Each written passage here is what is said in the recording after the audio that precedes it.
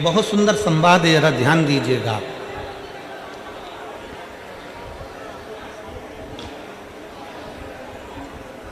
जिस व्यक्ति की बीमारी खत्म ही नहीं हो रही, कभी पाँव में दर्द आ गया, कभी कमर में दर्द आ गया, कभी पीठ में दर्द आ गया, कभी सिर में दर्द आ गया, कभी आंखों में तकलीफ हो गई, कभी दमा चलने लगा, सांस चलने लगी, कभी डॉक्टर को दिखाया तो थायराइड हो गया, कभी मालूम पड़ा कि मेरा कोई ब्लड कम हो गया, कोई प्लेटलेट कम हो गई, कोई कुछ हो गया, कोई कुछ हो गया। डॉक्टर को दिखाओ। हमने कल भी कथा में कहा था, परसों भी कहा था कि डॉक्टर शिव का एक रूप होता है, उसको दिखाओ। डॉक्टर जो दवाई दे कुंदकेश्वर महादेव के नाम से उसको खाओ।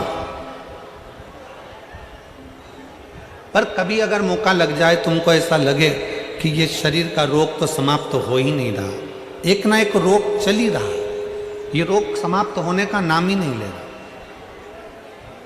समाप्त ही नहीं हो रहा,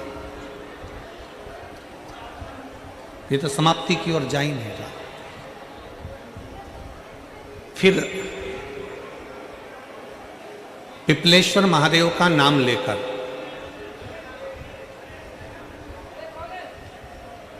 पिपलेश्वर महादेव का नाम लेकर कुछ भी मीठा जो में बना सकते हो, हलवा बना सकते हो हलवा, सीरा बना सकते हो सीरा, खीर बना सकते हो खीर, चूरमा बना सकते हो तो चूरमा, लड्डू बना सकते हो तो लड्डू, जो तुम घर में मीठा बना सकते हो उसका केवल 7 ग्रास का अन्न।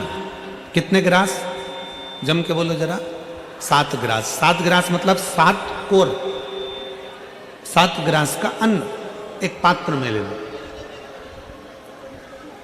और पिपलेश्वर महादेव का नाम लेकर किसी भी शिवालय में, शंकर के मंदिर में जाकर एक बेलपत्र रखकर उस जो प्रसाद तुम बना कर ले गए हो, जो तुम भोग बना कर ले गए हो, उसका स्पर्श कर कर पिपलेश्वर महादेव का नाम लेकर शंकर को उस भोग को रखकर, बेलपत्र रखकर शिवजी को 7 बार एक ही लोटे का जल, केवल एक लोटे का जल 7 बार उत्तर की ओर मुख कर कर दक्षिण में खड़े होकर शंकर के शिवालय पर 7 बार एक ही लोटे का जल 7 बार थोड़ा थोड़ा कर कर उसको गिरा दीजिए, शिवजी के ऊपर चढ़ा दीजिए 7 बार।